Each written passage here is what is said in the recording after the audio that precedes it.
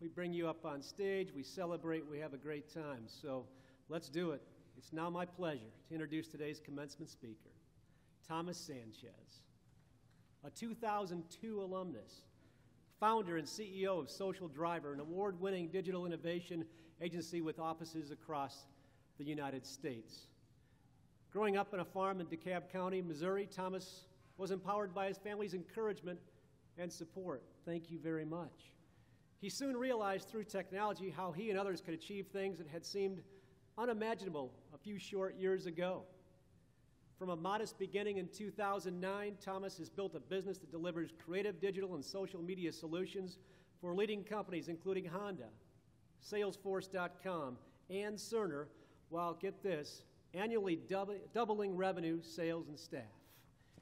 His views about how technology impacts the workforce were included in the 2020 Workplace by Jeannie Meister, and he mentors young entrepreneurs as a judge for the George Washington University Business Plan Competition, a contest his team won in 2011.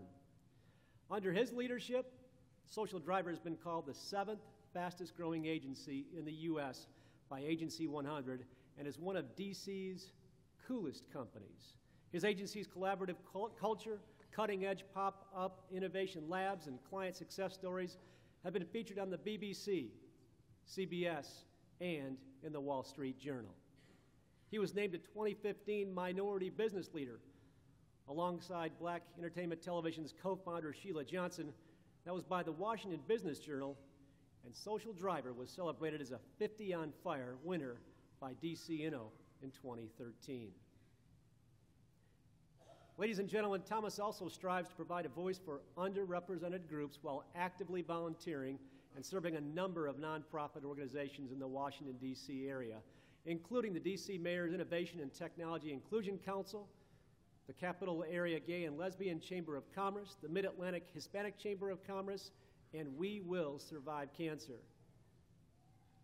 Whether building businesses, mentoring young entrepreneurs, or working with clients, Thomas believes the future is bright, as you'll hear in just a moment. He believes that progress is social and that drivers make history. Thomas had a great speech this morning. It's going to be even better this afternoon. I can feel it, Thomas. Ladies and gentlemen, please help me offer a warm Bearcat greeting to Thomas Sanchez.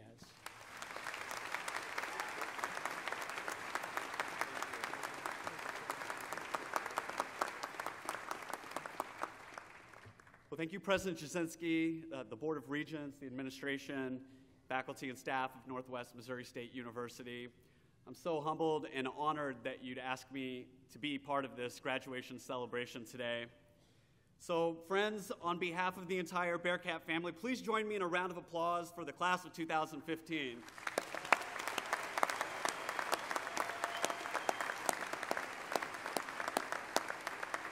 So you've made us all so proud today, especially your family.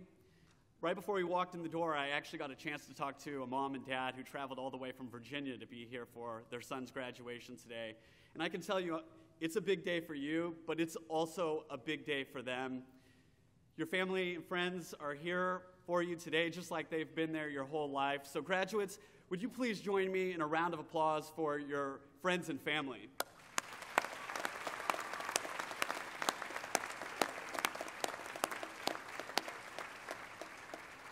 So over the last couple days, I've had a chance to talk to students and faculty and administrators, and I've heard some really amazing things that are going on here at Northwest. As part of my job, I get to travel around the country and spend time on university campuses.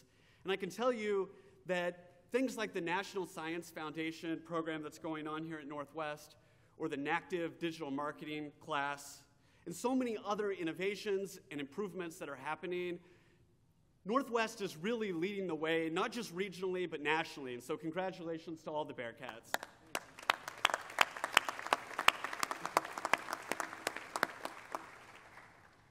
So the first time I ever stepped foot in this room was in August 1998. And it was the first day of my freshman year. And so to be back here today is just amazing. Because when I think back to then, I think about how excited I was to be here. and how grateful I was for the opportunity to come to Northwest and to go to college and follow my dreams. But I also remember the challenges. I felt nervous that first day here in this room because I was the first person in my family to move away and go to college. And I felt unsure because even with a scholarship and student loans, I really didn't have enough money to pay for college. And so I was excited and I was a bit overwhelmed, and I guess I felt a little bit like I feel right now standing in front of all of you. But with every opportunity in life, there are going to be challenges. It's a lesson that I learned while I was a student here at Northwest and every day since I graduated. Eventually, every road has a fork. And one fork is the road of excuses, and it's the road of no, I can't because, and it sometimes seems like a shortcut. But it's actually a U-turn, and it takes you backwards. The other path is the path forward. It's the path of, yes, I can do it. It's the road of progress. It's the road of opportunity. And it's the road to a bright future. So by graduating today, we heard Dr. Jasinski say, you've achieved what most people in the United States never will achieve. And you've shown us all that. And as you move forward today, I want you to look for opportunities to say yes when everyone else is overwhelmed by the challenge. And you never know which challenge is going to change your life. Yeah, when I was a student here at Northwest, I needed extra money, so I got a job at the Center for Information Technology and Education, the offices in the library. And they offered me a job as a software engineer. The problem was I wasn't a software engineer yet. And I had just moved to Northwest a few weeks earlier from a farm. And so I had some learning to do, and I almost didn't take that job. But it turns out taking that job was transformational in my life. And that job gave me room to grow and to learn.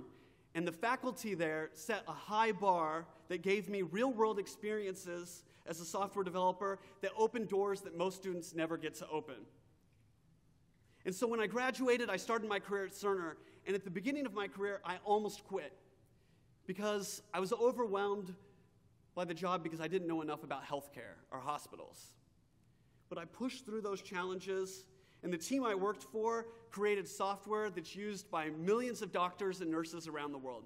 My brother, who's here today, is a nurse in St. Joe at Mosaic, and he uses an app every day that I wrote my first year out of school. And then I moved to London. I helped start Cerner's European operations, and I had a chance to travel the world saying technology really can improve people's lives. And it was a tremendous opportunity. And I learned the value of having a strong mission in my work.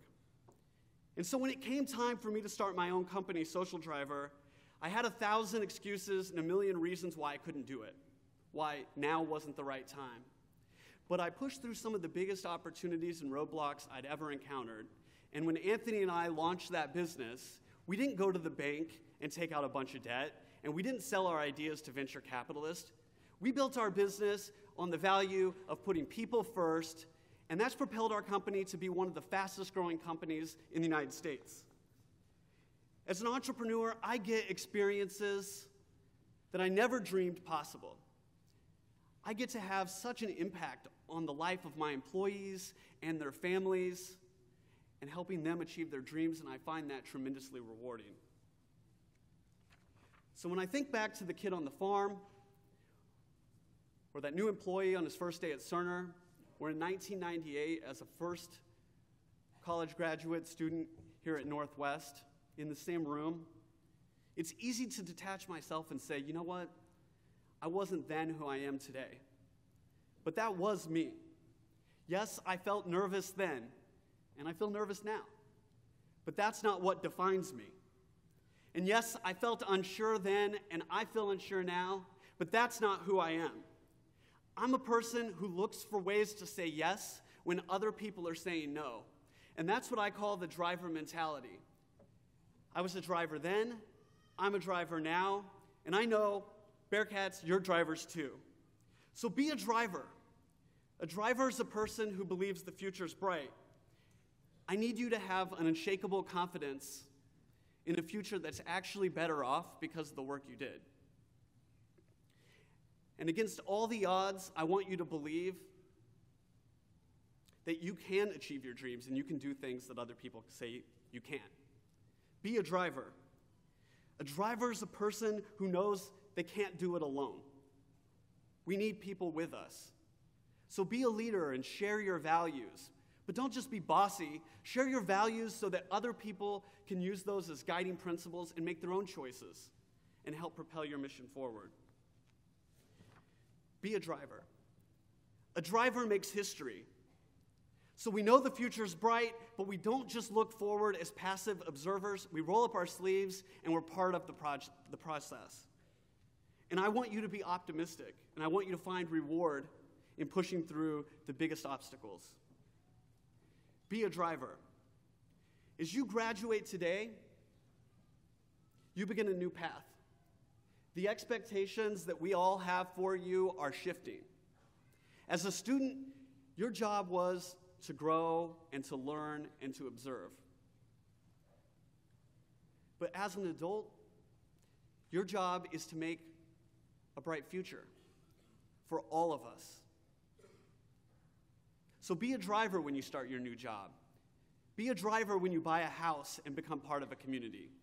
Be a driver when you commit yourself to a relationship and you have a spouse. Be a driver when you care for and mentor children. So congratulations once again. You've done so much already, and I do believe you will make the future bright. But I challenge you, be a driver. Thank you.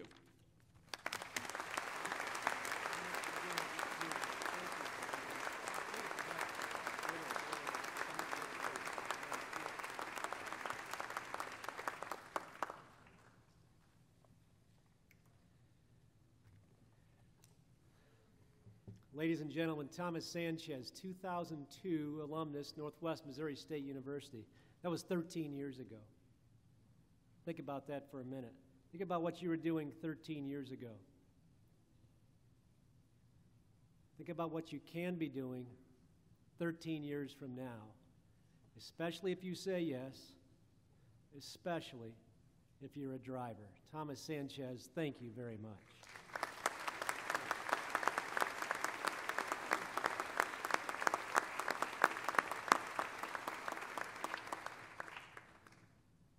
Candidates for degree need to bring up our Student Senate President just for a few brief remarks. Cody